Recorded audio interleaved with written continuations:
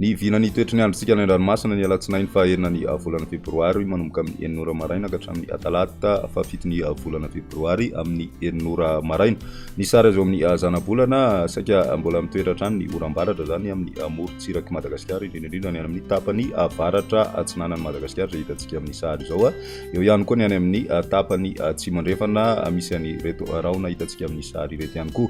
Amin'ny ankapobeny zany dia mbola ireo oram-baratra ireo saika manakorotana ny toetrandro amin'ireo morontsiraka voakasika fa raha ny morontsiraka atsinanana no idirantsika amin'ny atsipriany dia Cap d'Ambre hatrany Cap Est izay anorana tandrivon-drahona ny andro mety araikotroka ary ho avy atsimona atsimo antsinanana ny rivotra ka ho 9 ka hatramin'ny 9.0 kilometatra isan'ora. Anonja be ny ranomasina ary ny avy onja manodidina ny 2.5 metatra. Cap Est hatrany Manoro anorana malefaka amin'ny ankapobeny ary ho avy atsimo na atsimo antsinanana ny rivotra ka ho 9 ka hatramin'ny 9.0 kilometatra isan'ora.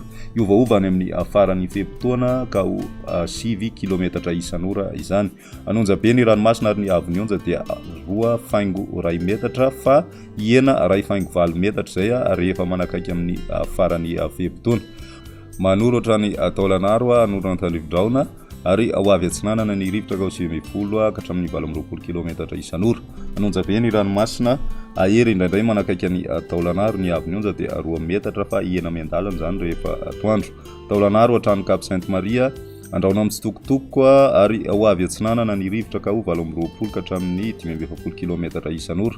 Anonja be na ahery ny ranomasina ary ny avy onja dia 2.9 ka hatramin'ny 2.7 metatra, 2.3 metatra izay any amin'ny faran'ny fepotona isy ny alin-drano avy any atsimo atsinanana.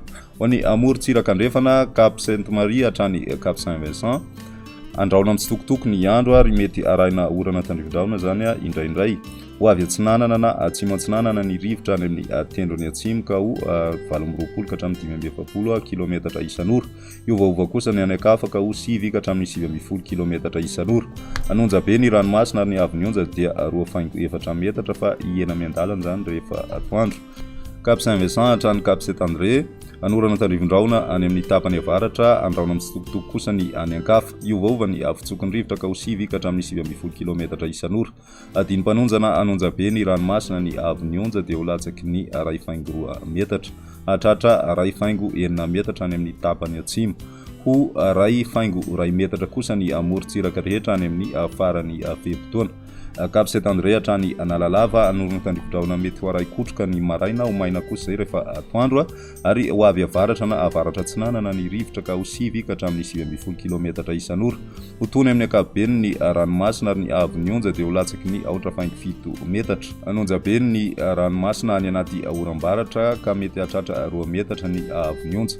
Ambarana anazy Analalava hatrany Cap d'Ambre anorana tandrivon-drahona mety araikotroka ho avy avaratra amin'ny ankapobeny ny rivotra ka ho 9 ka hatramin'ny 9.0 kilometatra isan'ora. Ho tony amin'ny ankapobeny ny ranomasina ary ny avy onja ho latsaky ny 2.7 metatra.